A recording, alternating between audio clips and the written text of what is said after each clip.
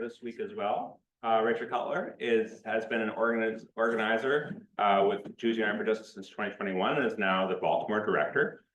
She got a Master of Social Work from University of Maryland and worked as an organizer for the United Workers Organization and spearheaded a community organizing effort on housing that resulted in a referendum that led to a $20 million affordable housing fund. And previous to that, she worked as a community organizer for one of the Baltimore schools. She is a resident of Baltimore, graduate of Krieger Schechter, has a fluctuating number of chickens, and lives with her husband and 2.5-year-old daughter. And she's going to talk to us today about building coalitions for justice, the Jewish community with other communities, and JUFJ has marked some significant successes recently. So I would like to hear how it's done and have us think about these topics. So thank you very much, Rachel, for joining us today. It's such a pleasure to be here at Betham. I feel like when I'm here, I'm like coming home, and it's so nice to see so many familiar faces and some new faces. So what I'm hoping to do today, we're going to do two goals. The goals of this workshop, this talk today, are twofold. One is to connect the Jewish values, connect you all to the Jewish values that call us to take action. At JUFJ, we say justice is a Jewish value, and we're going to explore why that is. What are those Jewish values? And so I hope that we'll spend a little time where you can reflect on the Jewish values that call us to take action on racial, economic, social justice. And then I'm going to use the example of JUFJ's recent campaign success on Question H. This was a campaign we worked on with many partners as well, and that many of you in the room were supporting as well.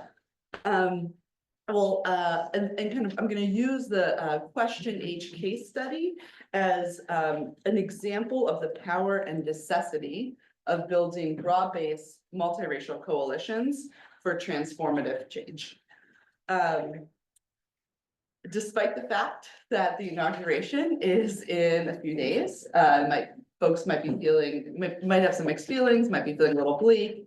My hope is that we'll leave here today with a sense of hope, and with a sense of a feeling that, hey, like transformative change can happen. We can do it locally, and we know how to do it. So that is my hope for today.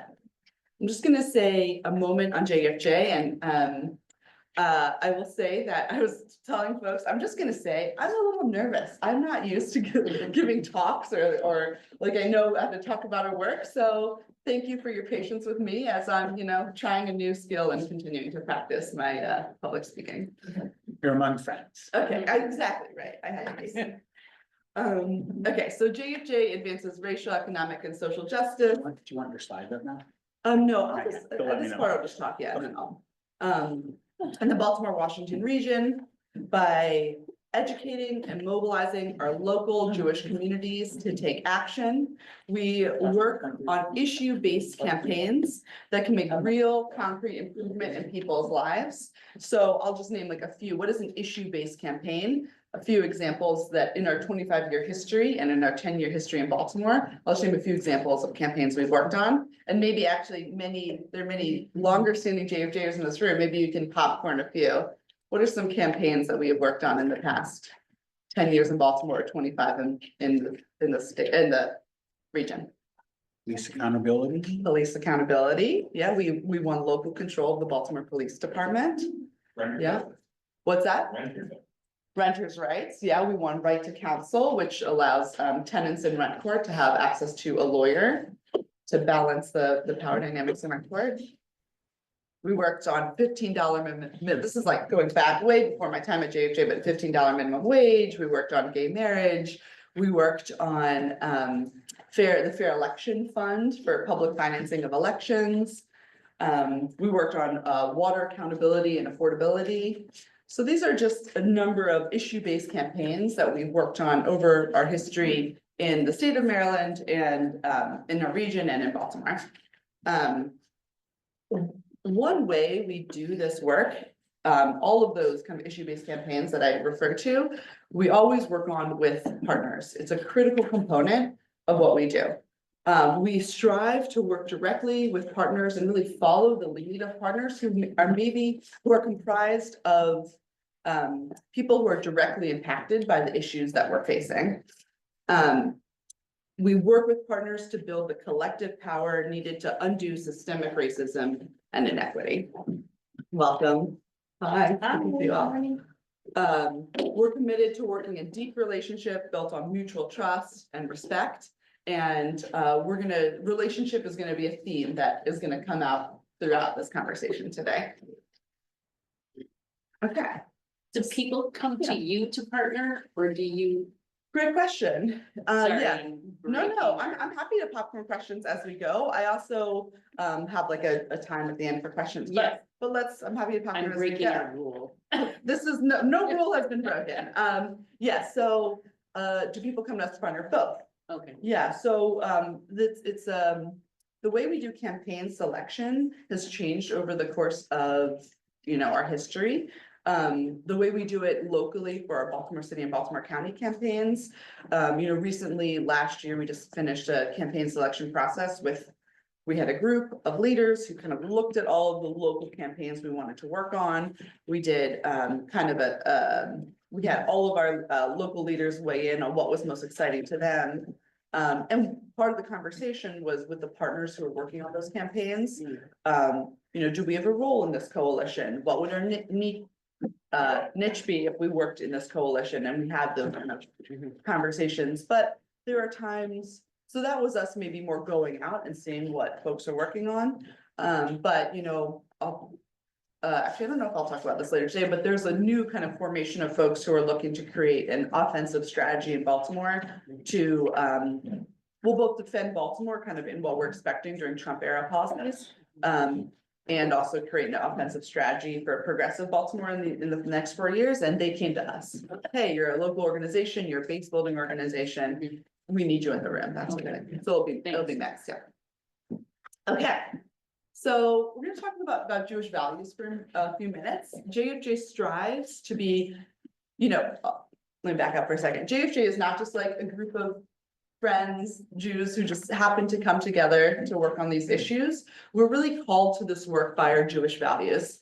Both our Jewish values, Jewish tradition, and by the history of our ancestors who sought justice and fought for justice. So these values sustain us, they provide us with ethical and spiritual direction.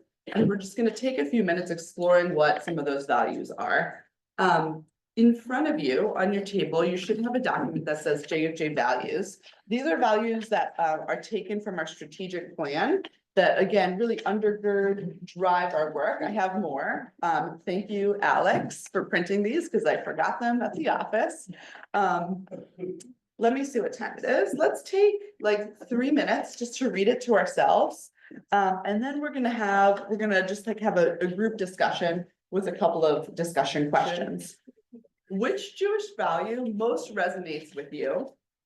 How does this value call you to take action on social, economic, racial justice? So I should have actually put that in your mind before you read, but which Jewish value? Yes. This is not the overall Jewish value, but I really appreciate you putting in the Mizora, the chain of tradition, the Jewish values of reflection, celebration, and rest.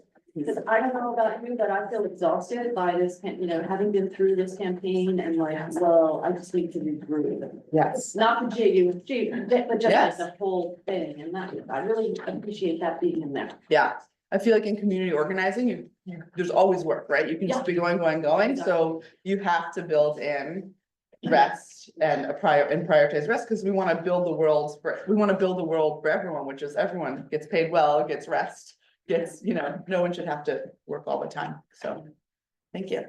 Rachel. Well, they all really spoke to me, but if I had to pick out one, I really appreciate the whole the people's voice about using our power and our privilege to amplify other voices that are systematically shut outside of the street.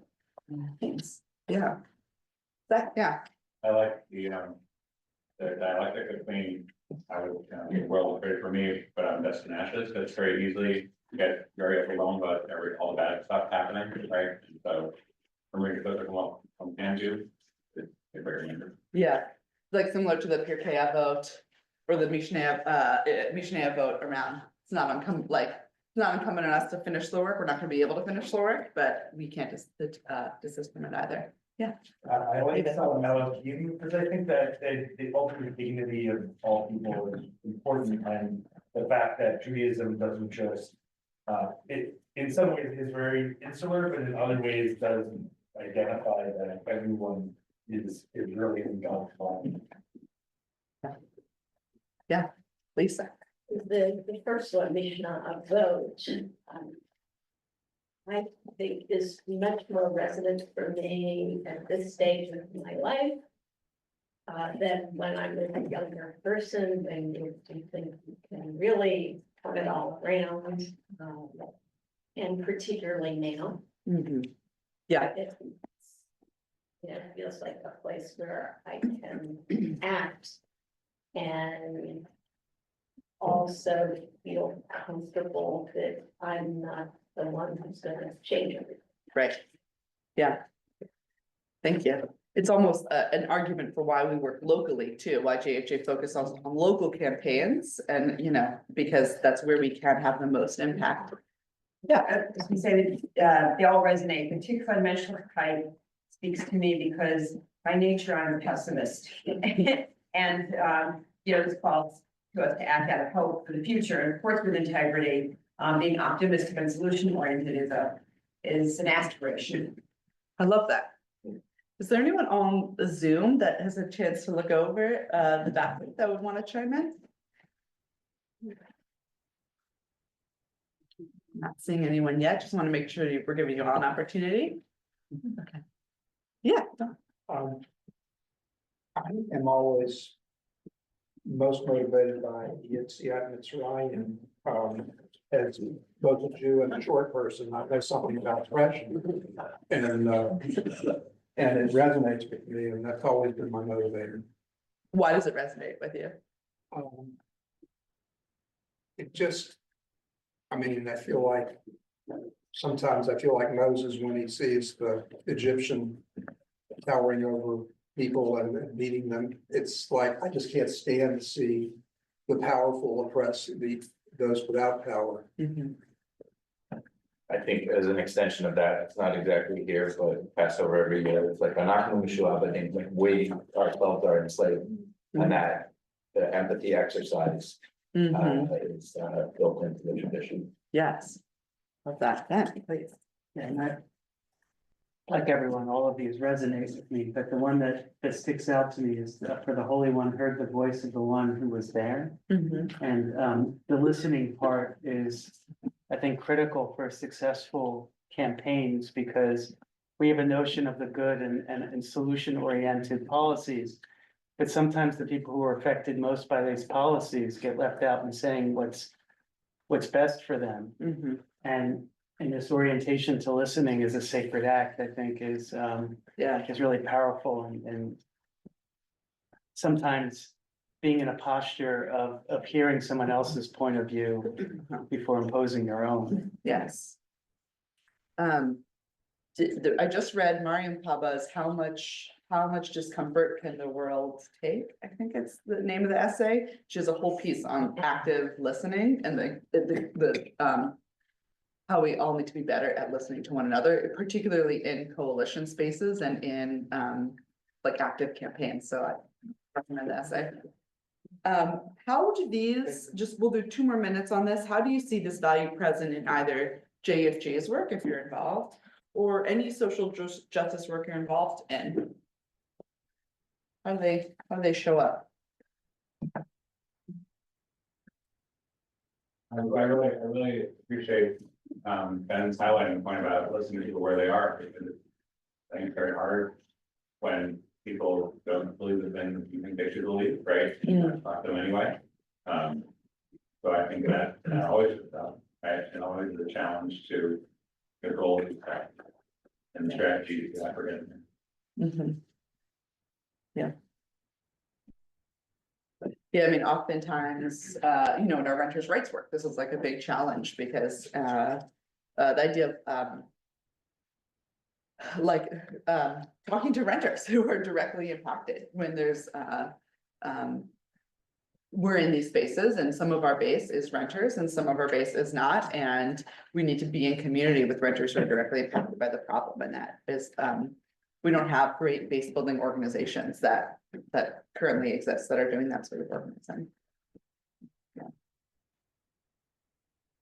Any final thoughts, how this shows up or a value that really resonates with you? All right. Thank you. So I'm going to talk to you a little bit about my journey to working on social justice work and the Jewish values that kind of brought me into the work. Shout out to my parents who I think are on the Zoom right now.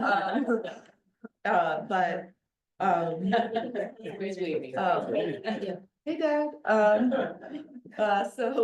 So yeah, you know, I grew up in a home where tikkun, values of tikkun olam, values of tzedakah were, oh gosh, don't say no, Dad, you're on the big screen. Everyone can see it now.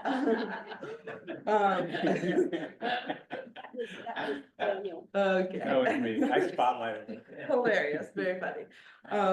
So values of tikkun olam, values of tzedakah were just always a big part of my life growing up. I went to Krieger Schechter, as Zach shared in my intro. My mom worked at the Jewish Federation of the Associated her whole career. So we were at every mitzvah day. We, volunteered at the food pantry. My favorite was volunteering at the nursing home we brought our dog to visit. We did that every week. We had a tzedakah box every Shabbat that we, put some part of our allowance in. So, values of community, supporting my community were always a kind of a part of how I was raised. And I feel like those are the values that drew me to follow what my mother did, which was go to social work school. And I feel like at the time when I went to social work school, I would have said, I want to go and I want to help people.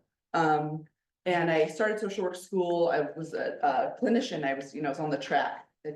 What did they call it? Not micro, but it was like clinical work. That's it. What's that? Clinical track. Yeah, I was on the clinical track. There's many social workers in the room. You can talk. I was on the clinical track. My first internship was at the East Side District Courthouse on North Avenue. I worked for a program called the Prostitution Diversion Program. So what this program was, sex workers who were coming into the court on minor level, minor sex work crimes or coming into my program. And the idea is we would provide them the social services they need. If they graduated the program and got the services they need, they could get the charge expunged off of their record. So that was my first, foray into social work school and my first internship when I moved to Baltimore.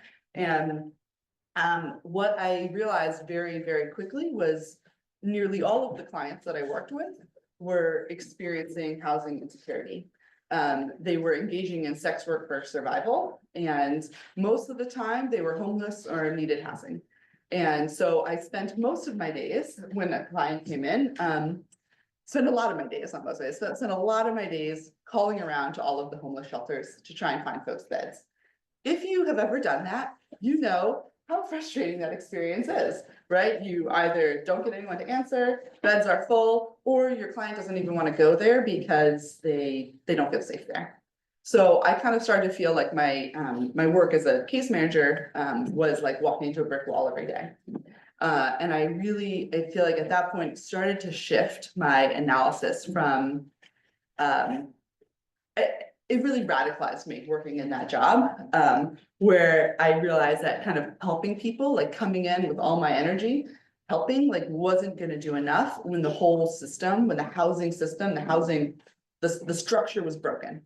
And I really kind of, I think, shifted my orientation from direct service towards structural, changing the structure of the system. I really feel like, we're approaching Martin Luther King Day. I really love Martin Luther King's famous quote on this issue. I'm just going to read it. It's from his 1967 Beyond Vietnam speech.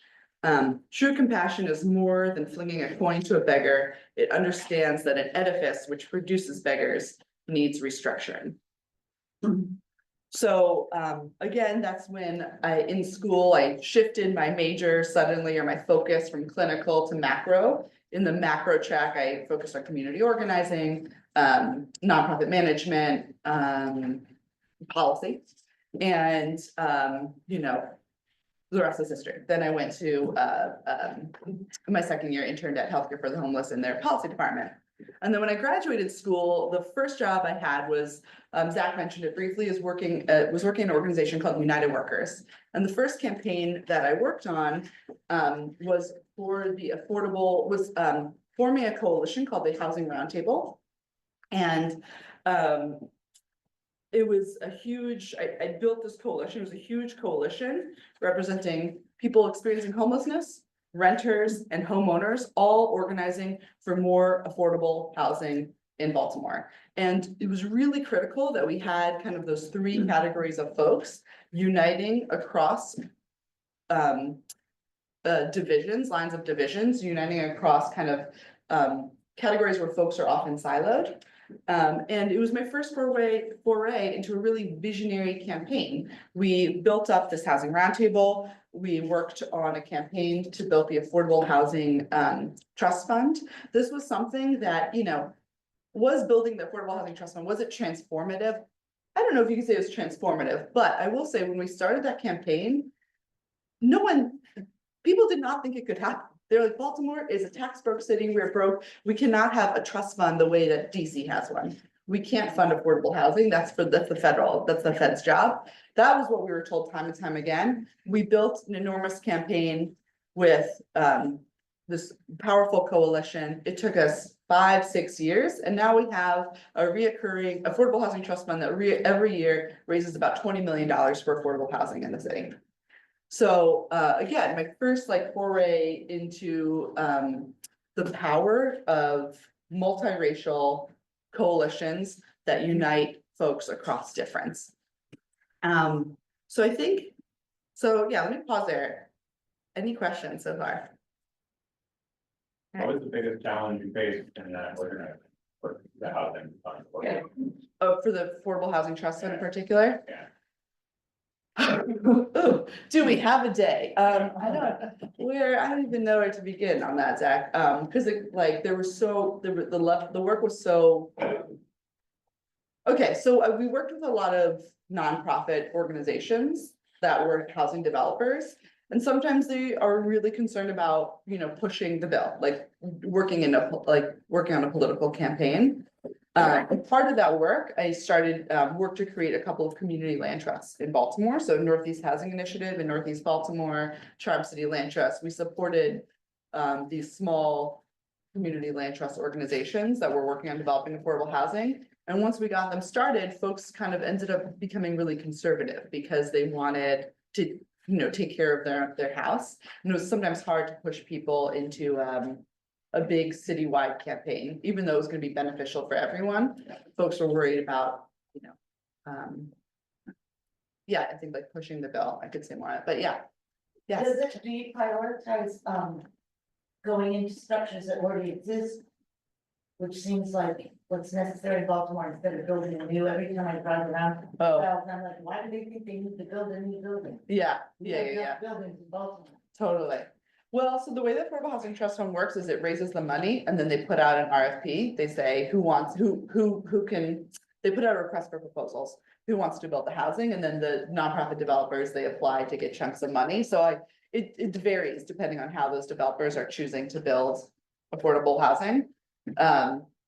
Yes, we need to transform our vacant housing problem in Baltimore, and it's a huge challenge. The stuff that Build is doing around vacant housing right now has been pretty inspiring and exciting to see. Just really raising money to raise some of the vacants and rehab them. Yeah, Rachel. I'm just wondering to sort of go back to the micro, you talked before about how when you were in the courthouse, it felt like you were walking in to a brick wall every day, which I'm very familiar with. But I also imagine that initiative that took 6 years where everyone's saying it's impossible on a day-to-day basis, probably also felt like you were walking into a brick wall on many days. So I'm just wondering sort of how do you keep going over the course of 6 years, to not get discouraged and to know that ultimately there's success at the end. It's a great question, Rachel. Thank you. Yeah, I think, one critical part, I think in community organizing, you'll hear a lot is like celebrate your small wins.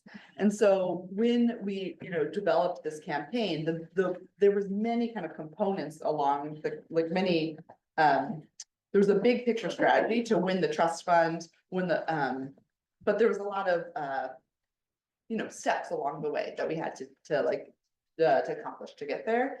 And I think, really kind of celebrating in those moments, like, for example, like getting one of the land trusts like founded and started, that was a really incredible victory that happened at year 2, so there was lots of kind of steps. So I think you just have to celebrate those small wins. Thank you for that. Okay, I'm gonna move us along because I want to jump us into a case study and then I want to have time for questions at the end. So this is where we can do slides. Whitberg. And I'm gonna pull up the slides myself. Yes, and we're gonna go to slide 6 is where we'll start. So I kind of already a little bit gave an example of the Affordable Housing Trust Fund. I'm gonna talk about question H. My goal is to have this conversation for like 15 minutes and then we'll leave time for like 15 minutes of questions at the end. Thank you. So, I think it's the next I slide. just have to share it. Right. Okay. Okay.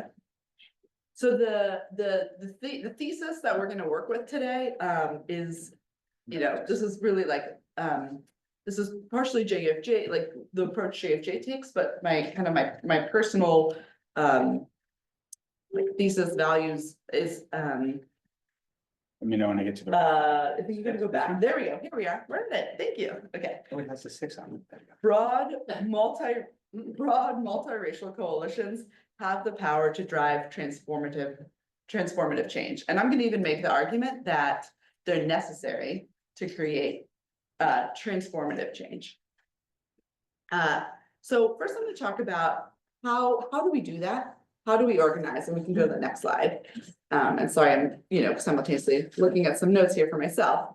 So I'm going to talk about 4 steps today around how do we organize for broad transformative change. One is building relationships across lines of division. I talked about in the Affordable Housing Trust Fund, we had renters, homeowners, folks experiencing homelessness.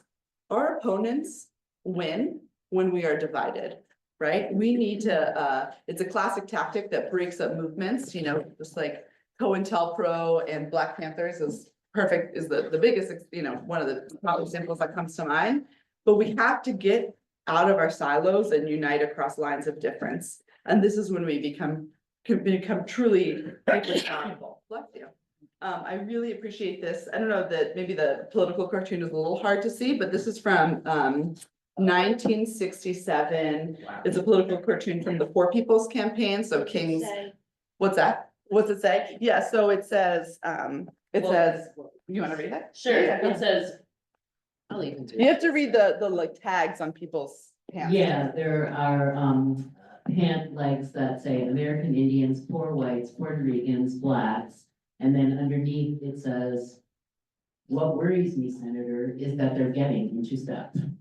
Getting into step. And there's, I don't know if you can, it's kind of hard to see, but there's like 2 people like talking to each other behind the legs. Oh, in the, yeah. Yeah. So, and then of course, we know when King started to talk about the Poor People's Campaign, started talking about economic justice. That's when some of his, he started to become pretty unpopular. And we're actually gonna have a panel on this very theme, this coming Sunday, and you have flyers at your table. And also folks on Zoom, you will get the link to the event. So we build relationships across lines of division to create multiracial coalitions. We exercise collective power. That's when we go out and we do stuff together. We build a collective vision and we go out and we try stuff together. We have to understand each organization's role in the work. We have to understand our particular niche and we try things. And then we make impact. Sometimes we don't win, right? Actually, most of the times we don't win. But I will make the argument that winning isn't always winning the campaign. Sometimes along the way, you might bring in new leaders, you might have shifted people's consciousness, you might have shifted the public's consciousness. You might have built more power internally. Maybe your organization got stronger through the fight. So those are ways that we can make impact that maybe isn't always like winning the final goal. And then we evaluate and repeat. And the repeating part is kind of like it's like a circle, right? We've built those relationships. We kind of went through hard times with our partners, and now we are stronger for the next time, the next campaign. We're stronger, we're bigger for the next campaign. That's the goal. Next slide. Thank you. So I'm gonna do this question each case study, and I'm so glad to see some folks who are involved in the campaign here. So you might see photos of yourself. You can maybe jump in. We can go to the next slide. Okay, so for folks who weren't involved, question H proposed to reduce the number of city council districts from 14 to 8. If you were a voter in Baltimore City, it appeared on your ballot as such. Here's the language. It was a direct attack on democracy and representation in Baltimore. And next slide, Rabbi Bird. It was entirely funded by David Smith, pictured here. He is the chairman of Sinclair Broadcasting, which is, of course, runs the Fox News in Baltimore, and is the owner of the Baltimore Sun. He fully funded the initiative by putting $400,000 of his own money into a group called Peace Baltimore, People for Elected Democracy. I don't remember what Peace stands for, but Peace Baltimore ran the campaign, and it was fully funded by him. He funded the ballot measure 2 years ago that put term limits on our city council. So this person wasn't working for the best interests of Baltimore. He lives in Baltimore County. And just to give a picture of what we're up against, the last ballot measure that was overturned in Baltimore City was in 1999. So almost always when ballot measures get on the ballot, they almost always pass. So, we were up against organized money. We were up against someone who had a microphone, with the Baltimore Sun, with Fox. And we were up against kind of all the common trends that say ballot measures always pass. Next slide. So what did we do? We formed a coalition around shared values and purpose. So if you go to the next slide, Rabbi Bird. So these are a couple of our coalition partners who are involved in the campaign.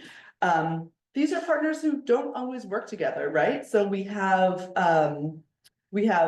unions. You can see the firefighters. You can see Unite Here Local 7. There's service workers, food and service workers. You see community organizations like No Boundaries Coalition, Progressive Maryland, and then you see faith organizations like us, like Jews United for Justice. So these are groups that often do not work together. Labor and community are often actually pinned against each other sometimes. We want a development built in our neighborhood. The building trades want to see it built because they want jobs for their folks, but the neighborhood doesn't want it.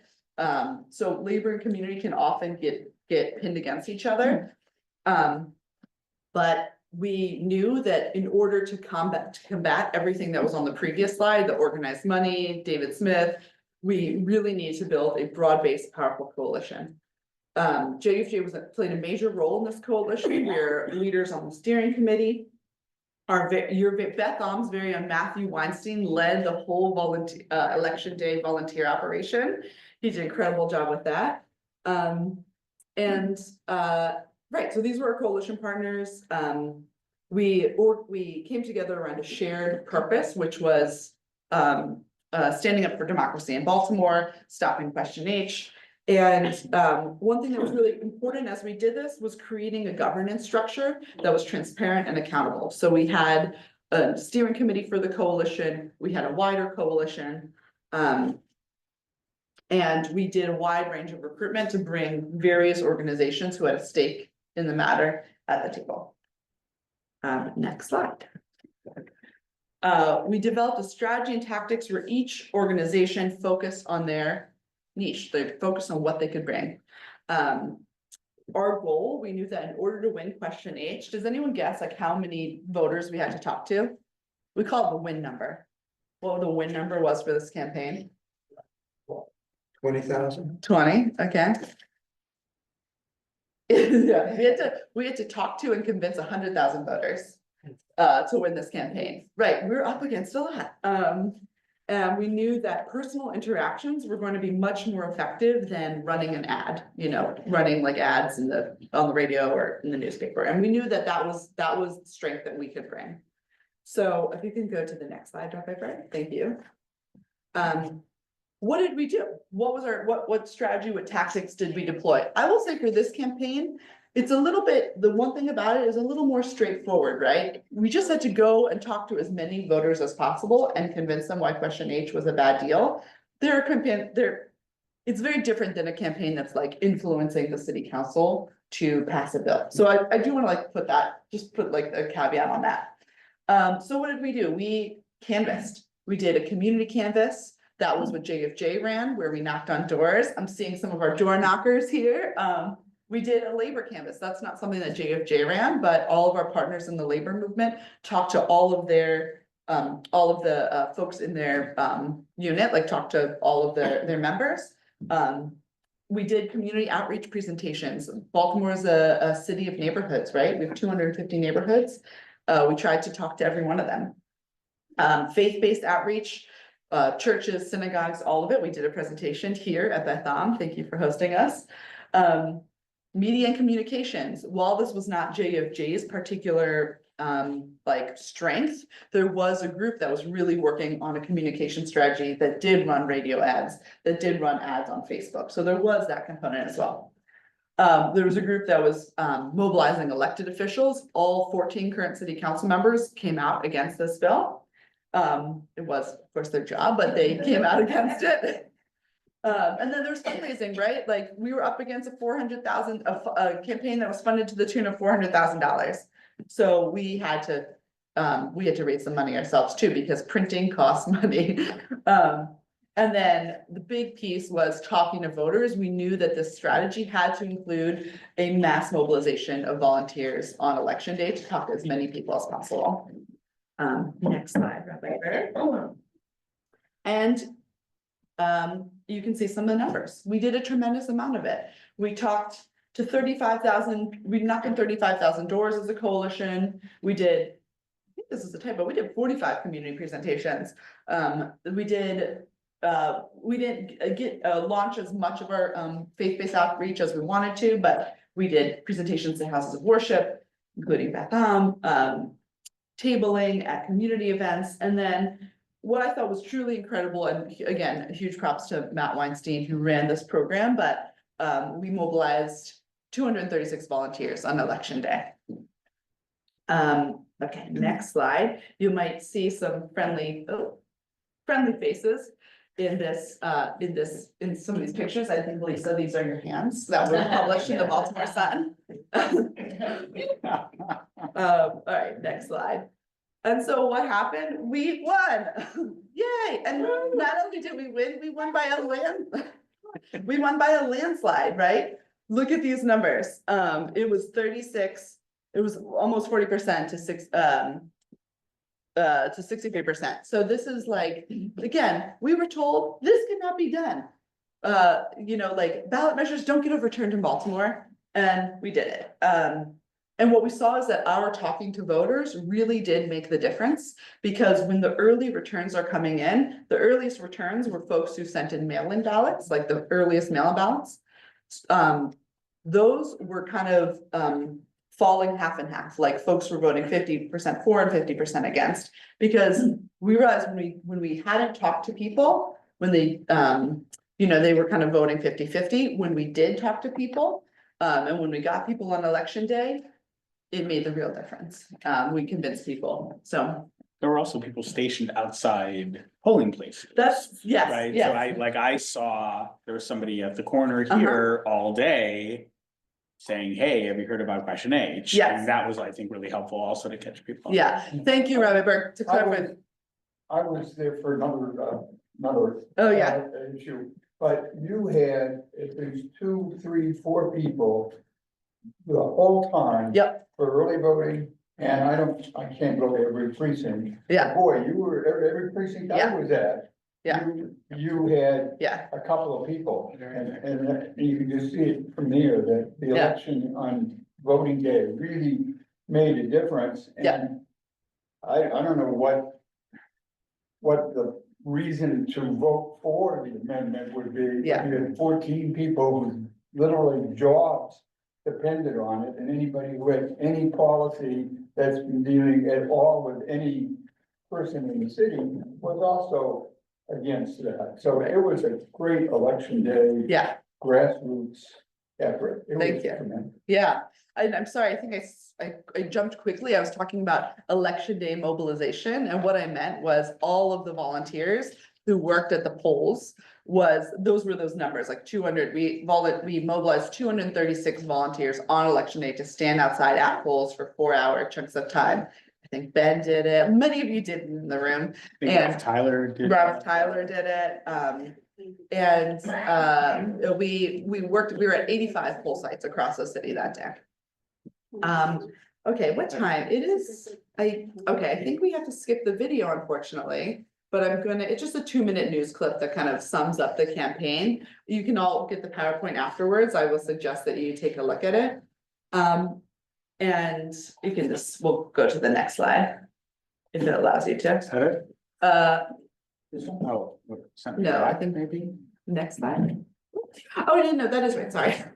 So going back, sorry, Rabbi. The same cartoon. Rabbi Berg, I'm sorry. Yeah. Yes, it is, it's the same slide on purpose. So I just want to talk about these components again, building relationships across lines of division, right? Faith, labor, community. We're very intentional about trying to create a coalition that was a wide tent.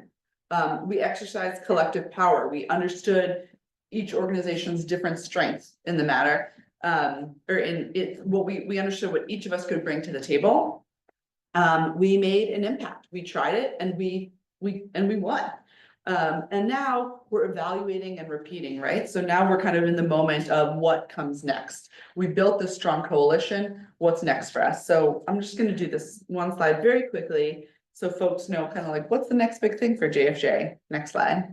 So one campaign that we're excited to work on moving forward is a campaign to advocate for pilot reform. So currently, all of our the city's largest education and medical institutions pay into something called the payment in lieu of taxes. They are tax exempt, so they don't pay property taxes.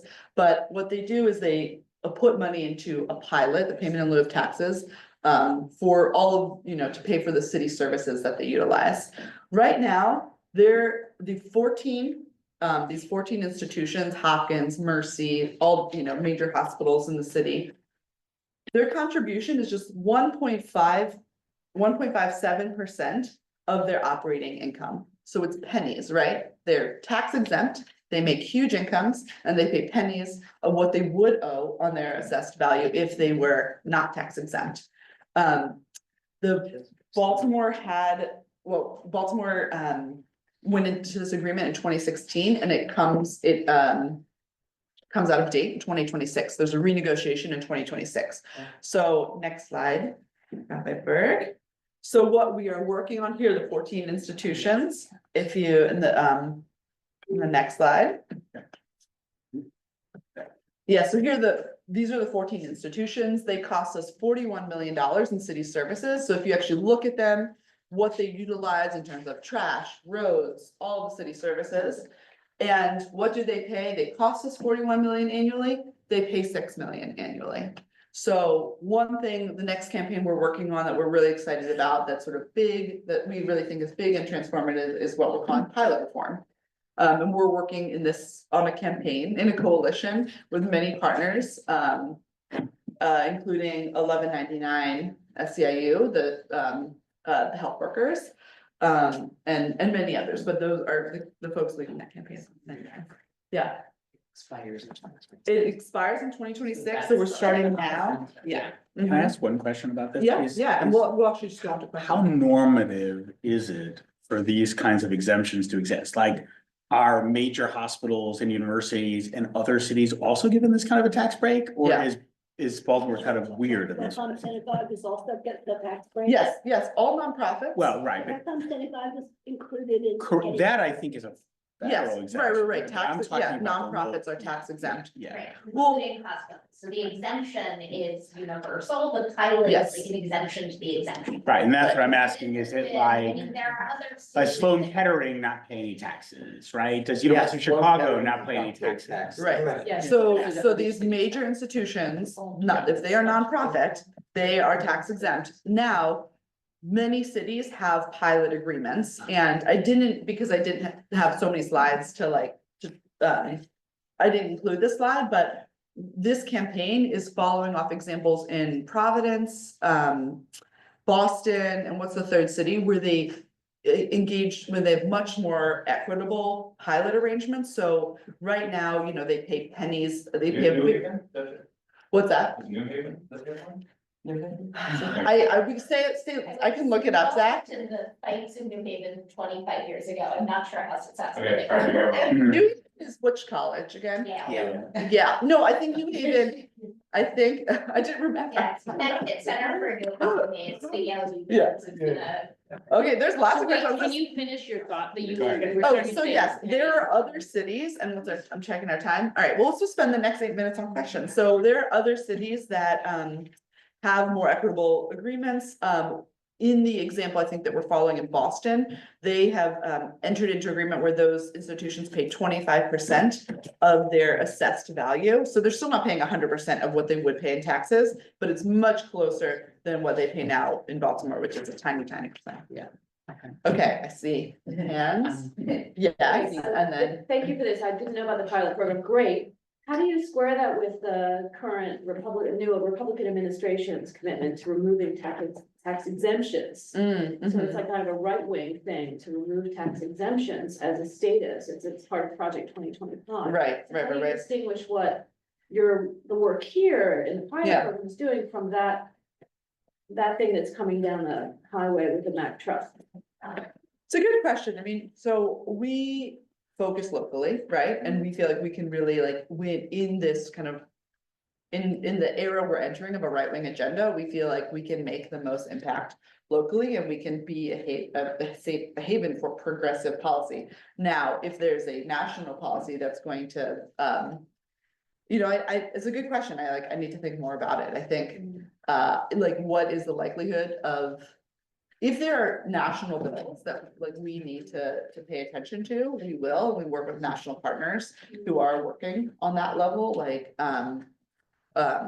Bend the Arc, for example, is a Jewish organization that works on national policies. So I think, you know, obviously what's local becomes national, but I do think we can still make progressive change locally. And hopefully the Mack truck is gonna take a really. I don't think the Mack truck will be successful in this one, but there's. He did in the last administration change the tax code for nonprofits. But the bill that was in the legislature didn't pass, the like nonprofit, maybe we're just talking about two separate. Yeah. Yeah. Anyway, it's not, it may, sorry, I'm a paranoid. I work in Johns Hopkins, so I'm aware Yeah. of a little bit of what happened the last time around. Okay. So it's a concern that the university had as far as I've heard. You talking Yeah. about the treasury bill? I'm talking about the treasury bill. Yeah. Yeah. I think you're talking about something. I think so too. I think, so, yeah. Wait, I saw hands. Yes. So we're not, just folks at home real quickly, it seems like the sound is pretty good, so we're not passing a microphone around for time's sake, but just message in the chat if you're not hearing the questions. Okay. Keep going. And I'm just gonna stick What was with. the policy in Baltimore before this started in 2016, 2014? That's a great question. I don't know the answer. I'm curious if that was a move what direction that was a move in. Replaced now. So, Right. Do you know this? It replaced, the pilot replaced, there was nothing The before. pilot was a new pilot. In If there was 2016? any voluntary or quasi-voluntary contribution previously. And it's a great point. The pilot agreement that they entered in now is totally voluntary. That's what makes this campaign pretty complex, is that there's not a lot of levers to like hold the institutions accountable to pay more. I'm gonna go over this. Oh wait, I saw your hand and then we'll move over. I'm just wondering who came up with 41 million and what was included in that number? In like, how did we get to what they Yes. cost the How did you city? get to 41 million. I would have to look back. So this is a new campaign that JFJ has signed on to, so that's why I'm not like on the nitty gritty, not the most solid on everything. There's two reports that I can point you to. One is 1199's recent report on the campaign, and then the comptroller put out a really great report on the pilot agreement. And I'm happy to share that after. So I think I can share the report that has more. I'm sorry, I don't have the answer right now on it. Yeah. There's a perspective on this that needs to be understood, and that is that Baltimore is getting its revenue from property taxes, but a huge amount of the property in the city is owned by the nonprofits. It's 30, more than 30%. Yeah. More than 30%. So you can't get income if it's Right. not paying property tax. And Yeah. that's what that's a serious structural problem for the city. Right. So this is not just a soak the rich campaign, it's trying to deal with a really serious problem of how do you have enough revenue to give services. Yes, Don. Yeah, we have a major tax gap. And we have a huge percentage of the state's nonprofits in Baltimore. So Can I- we have undue burden, yeah. When you're finished, I have a question from your dad. Oh. Does the mayor and local politicians favor increasing funding from these nonprofits? Yes, it's a complicated question, and that's part of what our lobbying work is focused on now. I think they get a lot of pressure from these institutions, so we're working closely with them now. The next step on this campaign is to create a task force that actually puts together that's gonna study the issue and put together the formula for what percentage of their, assessed value they should pay. We're working with Felicia Porter, Councilmember Felicia Porter from the 11th district, not 11th, I'm sorry, 10th district. On that campaign, on that work, so she's supportive. We've been working with Council President Cohen, but they get a lot of pressure from the feds and Mets, so we're already seeing some folks trying to chip away. Yeah, that's where we come in to organize. Okay, I see 1, 2, 3. To me, this is the number one thing, because you don't have to move the needle very much to get big amounts of money. Mhm. Number one. Number two, Baltimore, as I understand, Baltimore's percentage of pilot is a lot lower than comparable cities throughout the country. Number Yeah. three, you've got institutions that have unbelievably large endowments, and you have one particular institution, and I always get aggravated at, has twice as much federal money every year as the next largest university. They get all the medical funds, they get all the defense funds Yeah. from the. Jim, we've just got a couple more questions. Can we take those couple of questions real quick? It's a great, thank you, it's a great point. That's I see right. Alex and then I saw Bob. Okay, yes, Alex. Yeah, Rachel, I want to say that, I think the work that you and JUFJ are doing is absolutely outstanding. So I just want to. Yeah. I really think what you guys are doing is amazing. So I have two questions. One, I like to play chess. So I think a couple moves ahead. So, what can we, Mhm. as a synagogue, as advocates of yours, do to help this current initiative? Yeah. What are 2 or 3 things that we can actually, action items that we can do? And 2, is there anything on the horizon for JUFJ that you're thinking about? This is my chess mind, that you're thinking about, that, you might need to start getting legs and Yeah. things going. Yeah, I'm gonna try. Thank you. Great questions. There are many things to do to support this campaign, and what I'm gonna do is like, if folks are not already on our email list, maybe I'll have this folks pass this around and sign up. And I don't know if it's possible to send a follow-up email after this. Yes. Is this- Yeah. Okay, great. Yeah. So there is a petition to join, a petition to sign on to support this creating the pilot task force. And thinking about chess, the idea of creating the task force is like one move on the journey to winning a more equitable pilot.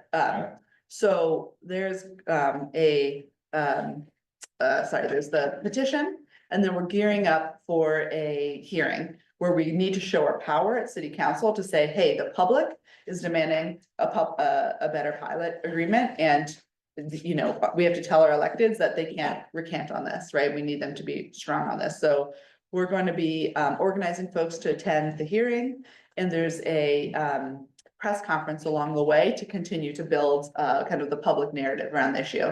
So there's a lot of things you can do. We're also looking for folks who work at these institutions to share their stories. It doesn't actually, who work, live near, or just feel strongly about the issue, to share short stories on a, that we're doing kind of a social media storytelling. So if you have a story to tell, I want to talk to you, so come find me afterwards. And then what's next, like big picture, I think I talked about how we have this coalition that's starting to form around both defending Baltimore in Trump era policies, you know, particularly around attacks we're expecting the immigrant community, trans community, but also really interested in creating an offensive campaign to be a beacon, you know, to really show that we can make progressive policy in Baltimore. One thing that I'm excited about a lot of different things that we're thinking about big picture. One is like budget reform in Baltimore, or another is how we do development, which I call just like the fair development campaign. Pilots are a part of it, but right now, you know, we're expecting a huge investment to redo the Inner Harbor. We have projects like these every few years that get massive amounts of public financing and have no commitment towards affordable housing, towards labor peace deals. They don't require us to hire, you know, union labor. And so I'm interested in kind of like fair development reform. So those are a few things we're thinking about, not to mention all the stuff on the state level too. I just want to let you know that if you need Beth on Yes. a place I know to what meet time. and do this work. Yeah. You've got it. Well, Alex, I appreciate that. Bethlehem has been the strongest partner of ours over the years. It's just really incredible to work with this community. So many people who care so deeply about Baltimore. I wanted, I know we're out Yeah. of time. One more question. One more, and then Lisa, let's connect after. I'll get your question. Yeah. So to echo, we said about the appreciation of your work, while you're at the nonprofits, pilot thinking ahead, a number of other issues, I think that paying the lower paid workers enough, many of them live in the city. Yeah. And if they make more money, that will help the city. I think trying to improve public transportation, having people who are working to try to take public transportation. I think that those are the other issues where the nonprofits really can contribute to the city. Thank you. Thank you for the, Question, this is building with Alex's author. yeah. I just want to say that Don and I have been supporting JUFJ for many years with a monthly amount because we trust JUFJ to understand the landscape and build the partnerships. And we all get so many different appeals from different places. And I want to say for us, it makes sense to entrust our contributions to this kind of change work to JUFJ. And if you all are not currently supporting JUFJ, please consider. Thank you for that. That's a great note to thank. Thank you.